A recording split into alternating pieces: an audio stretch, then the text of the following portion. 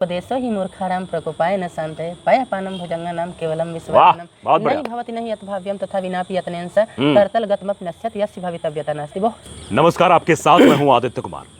दरअसल आपने एक सीरीज देखी थी ताली, जिसमें सुष्मिता सेन ने किरदार निभाया था किन्नर का, और उस किरदार में अपनी पूरी जीवन शैली को दिखाया था और किन्नरों के साथ हो रहे अत्याचार को भी दिखाया गया था, और किस तरीके से अस्पतालों में या अन्य जगहों पर किन्नरों के साथ व्यवहार किया जाता था। उनकी डेड बॉडी तक को भी हाथ नहीं लगाया जाता था, उनको समाज के बहर से खारिज कर दिया जाता था। ये किन्नरों की वास्तविक समस्याएं हैं, और अभी भी उसके बाद वो ताली में भी दिखाया गया, कई प्रोटेस्ट करने के बाद जब किन्नरों को थोड़ी बहुत तवज्जो मिलने लगी, आज वोट देने का अधिकार भी उन्हें मिलने लगा है, आज उनकी एक अहमियत जो है अब देश में दिखाई दे रही है। लेकिन अभी भी ऐसी कुछ और समस्याएं हैं जिससे किन्नर रोज दो चार होते हैं। समाज में फैली व्यवस्था, समाज में फैली एक अलग तरीके की धारणा जो किन्नरों के लिए बनाई गई है, वो उनको उससे रोजाना दो चार होना पड़ता है। तो आज हम इसी सिलसिले पर एक किन्नर हैं जो काफ़ी वायरल रहती हैं, रंजना किन्नर जिनका नाम है। इन्हीं से मैं बातचीत करने के लिए यहाँ आया हूँ कि इनकी जो वास्तविक समस्या है उस पर बात करूँगा, और जिस तरीके से वो ताली सीरीज़ में जब सुष्मिता सेन को पता लगता है कि वो किन्नर हैं, और उसके बाद उनके साथ जो व्यवहार किया जाता है, जैसे वो हल्दी लगाना हो गया या फिर लड़कियों वाली क्रीम लगाना हो गया, लिपस्टिक लगाना हो गया, इसको लेकर घर में एक अलग वातावरण हो जाता है और सब लोग नेग्लेक्ट करने लगते हैं। तो वैसे ही हम बात करें। रंजना, बहुत बहुत स्वागत है आपका। सबसे पहले जितनी पब्लिक हमको देख रहे हैं सभी को नमस्कार, और धन्यवाद हमारे दर्शकों का कि जो उन्होंने हमको इतना मतलब इतने लायक किया कि जो आप लखनऊ से हमारे पास आए, इसके लिए आपको भी और सारे दर्शकों को भी तहे दिल से प्रणाम। और क्या सुनना रंजना, देखिए, दरअसल मैंने देखा है और वो सीरीज़ पूरी देखी है। मैं काफ़ी भावुक हो गया था वो सीरीज़ देखकर, ताली सीरीज़। अगर आपको वक्त मिले तो आप भी देखना। सुष्मिता सेन ने बहुत अच्छी एक्टिंग की है उसमें।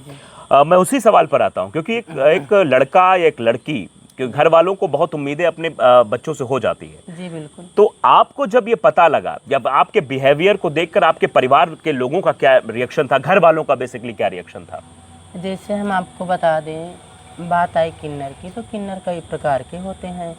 पहली बात ये, एक होते हैं गे जिनको लोग बोलते हैं कि जींस वाला किन्नर, और एक होते हैं पैदाइशी किन्नर जिनको लोग बोलते हैं लेडीज किन्नर। एक होता है बनावटी किन्नर, जो कि वो किन्नर नहीं होता है, किन्नरों के जैसा एक्टिंग कर लेता है, कमाने खाने के लिए साड़ी पहन के घूमता है, वास्तविक में वो लड़का होता है। तो आपको मैंने बताया कि किन्नर 3 प्रकार के होते हैं, और ये जो पैदाइशी किन्नर होते हैं, इनका ये जो बर्ताव होता है ये बिल्कुल ही किन्नर जैसा नहीं होता है। गे वाले जो होते हैं उनका बर्ताव किन्नर जैसा होता है। अच्छा। जो पैदाइशी वाले होते हैं वो एकदम लड़की के जैसे रहेंगे, वो अपने आप को लड़की ही समझेंगे। और हमारा कोई भी ऐसा बर्ताव नहीं था कि जिससे लोग हमको समझ पाए कि मैं किन्नर हूँ।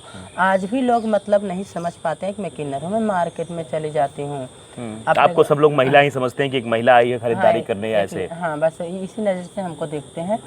अगर कहीं बात पड़ जाती है तो हंसी मजाक में ताली वाली अगर दे देते हैं तो लोग जान जाते हैं कि हाँ किन्नर है। और वैसे तो हमारे गांव देश क्षेत्र में सब हमारा बहुत सम्मान करते हैं, और हम भी बहुत कभी ऐसा लगा कि मतलब किन्नर भगवान ने मेरे साथ गलत कर दिया, मुझे किन्नर बना दिया? ये कभी फील हुआ? लोगों की नज़रों को देखते हैं तो लोग गलत निगाहों से देखते हैं, या फिर अलग तरीके से व्यवहार करते हैं, कह रहे ये तो किन्नर है, मतलब एक जो धारणा लोगों की बनी, इसका कभी एहसास हुआ ऐसा भगवान ने मेरे साथ गलत कर दिया?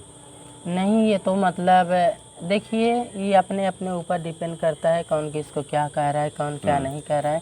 बस हम इतनी सी बात कहना चाहेंगे कि किसी को मतलब इस तरह से नहीं कहना चाहिए, किसी को आपत्तिजनक शब्द नहीं बोलना चाहिए। और एक चीज़ का तो मुझे बहुत ही दुख है, क्योंकि हम किन्नर जो होते हैं वो विकलांग श्रेणी में आते हैं। अच्छा। लेकिन सरकार ने हमको वो भी अधिकार नहीं दिया, तो इससे विकलांग कैसे? आप तो ठीक ठाक हैं, विकलांग कैसे?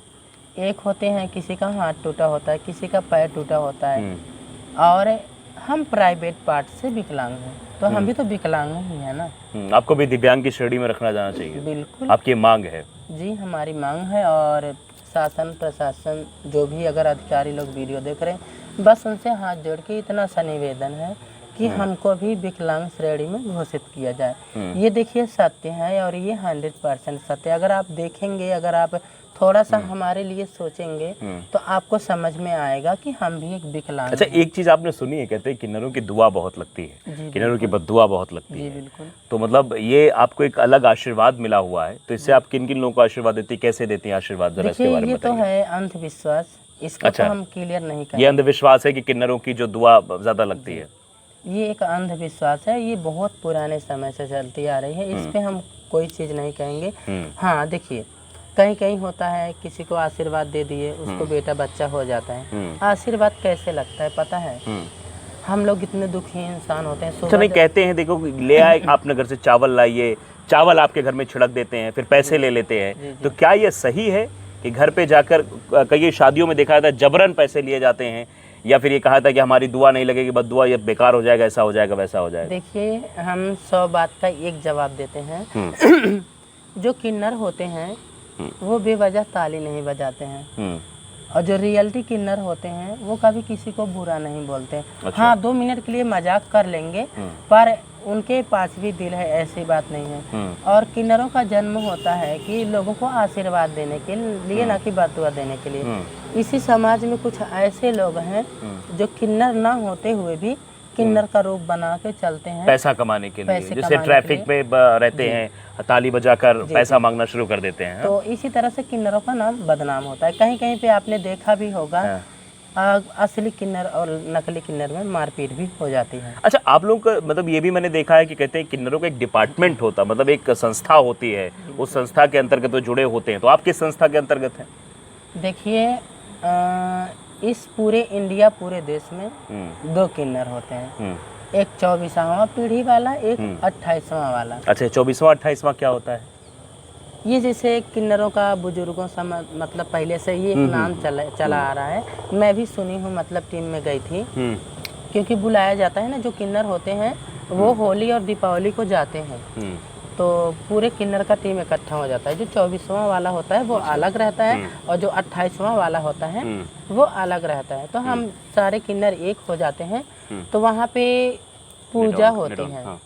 पूजा होती है, सारी रात हम लोग जगते हैं। अच्छा। और एक पैर पे खड़े होते हैं। अच्छा, किस भगवान की पूजा आप लोग करते हैं? मैंने सोचा है कि किसी स्पेशल एक भगवान होते हैं आपके जिनकी पूजा आप लोग करते हैं। जी, ये तो भाई किन्नरों के नियम के खिलाफ है, तो हम कैसे बताएं, लेकिन फिर भी इतना जान लीजिए कि जिस भगवान का हम लोग पूजा करते हैं वो कमर से नीचे दूसरा होते हैं, कमर के ऊपर दूसरा होते हैं। अच्छा। अच्छा, ये बताइए, ये भी कहा जाता है कि एक समय ऐसा आता है जब किन्नर चूड़ी तोड़ते हैं। जी जी। वो किस वक्त ऐसा करते हैं, कब करते हैं? जब वो मतलब पूरी तरीके से, मतलब ऐसे मान लो घर में किन्नर हैं, वो जब वो उस श्रेणी में शामिल होते हैं, जब उनकी टीम में जाते हैं, तो उनको विधवा जैसी साड़ी पहनाई जाती है, उनको उनकी चूड़ी तोड़वाई जाती है, ऐसा कुछ किया जाता है? ये ऐसा कुछ भी नहीं होता है, सब अंधविश्वास है। हम आपको बता रहे हैं, जो लोग बोलते हैं कि किन्नरों की ये जो अंतिम संस्कार होता है चप्पल उप्पल से मारते हैं, फलान ढकान दुनिया भर का बताते हैं, ये सब बिल्कुल ही गलत है। ऐसा कुछ नहीं होता है किन्नरों में, ठीक।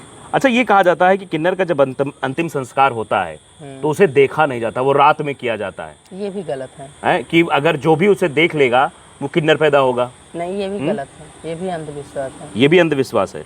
तो पूजा किस भगवान की करते हैं आप लोग? वाह, हमने आपको बताया किन्नर नियम के खिलाफ है, क्योंकि एक हमारे माई मौलिया का पर्दा होता है जो कि कोई कभी नहीं हटाता, तो हम कैसे हटाएं? अच्छा, ये नहीं कहा जाता है कि किन्नर अरावन भगवान की पूजा करते हैं? नहीं, हम लोग जन भी नहीं करते हैं अरावन भगवान कौन होता है।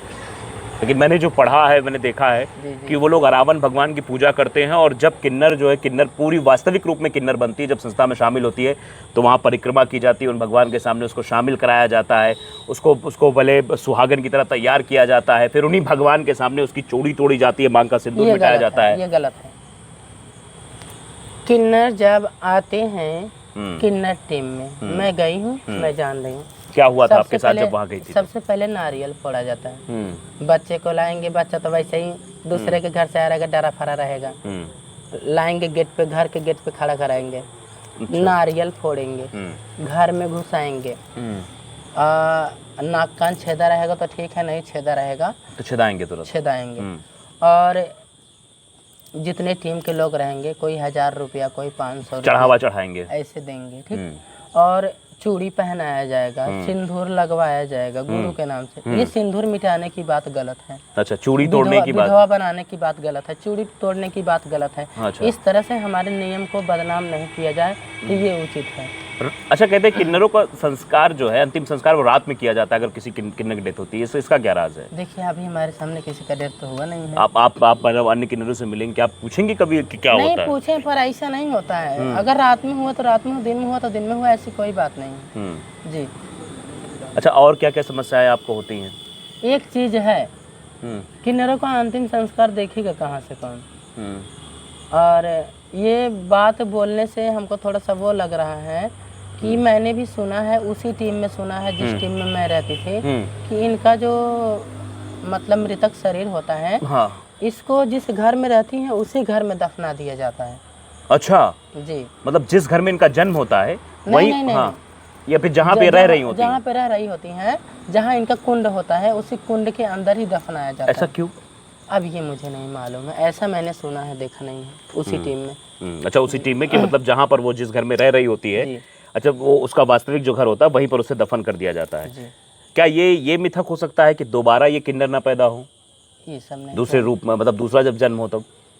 ये सब हम नहीं जानते हैं, और जो जानते थे वो हम बताए। और किन्नर के बारे में क्या कोई आपको छेड़ता वेड़ता है कभी मार्केट में कोई? देखिए, मार्केट है, छेड़ते तो लोग लड़कियों का हैं, तो हम लोग कौन सी खेत का मूली हैं। लेकिन हम लोग को जो छेड़ता है तो हम लोग उससे बदतमीजी से पेश आते हैं। जवाब दे देते हैं आप तुरंत पट से? तुरंत है, झापड़ ओपड़ मार देते हैं। झापड़ भी मार देते हैं? अभी बदलापुर चौराहे पे कल की बात है, अभी कल की ही बात है। मैं काम से लौटी थी, एक चप्पल की दुकान थी, मैं सोची यहाँ से एक चप्पल ले लूं। उसने हमारे सीने पे हाथ लगा दिया। अच्छा। हमने तुरंत ही उल्टा हाथ मार दिया। जिसे वो मजाक किया, मैंने भी मजाक किया, सीरियसली मजाक किया, जैसे एक देवर भाभी मजाक करते हैं वैसे हमने भी मजाक किया, उसने भी मजाक किया। मजाक करते करते वो हाथ लगा दिया मेरे शरीर पे, तुरंत ही एक झापड़ मारे कि कौन सी बात है, मजाक मुंह से होता है, शरीर से नहीं होता है। तो गलती मानने लगा, हमको दोबारा से छूना नहीं, टच नहीं करना, इतने में तुम्हारी भलाई है, वरना हम दुकान तुम्हारा खाली करवा देंगे, इतना होगा। ये भी चीजें हो जाती कभी कभार, मतलब जिसे हम लोग भी चाहते हैं कि हमारे जजमान हैं, हम लोग नाचने गाने अगर जा रहे हैं आप नाचते गाते भी हैं। अच्छा, क्या मतलब सोहर वोहर गाते होंगे आप जाके? जरा सोहर सुना दीजिए हमारे दर्शकों को, क्योंकि आपकी आवाज़ में होगा, जितने लोग सुनेंगे वो धन्य हो जाएंगे। सोहर सुनाने पे लोग धन्य हो जाएंगे। जुगु जुगु जिया, वही नहीं, हम सोहर नहीं गाएंगे, हम अपने अंदाज में गाएंगे, पर अच्छा ही गाना गाएंगे। नहीं, सोहर हम चाह रहे थे। हम सोहर नहीं गाते हैं। नहीं गाते, चलो कुछ भी गा दीजिए। अच्छा, चलिए। कि मन में सोच विचारे बुलबुला पानी का, 2 दिन में उड़ जाए नशा जवानी का वे।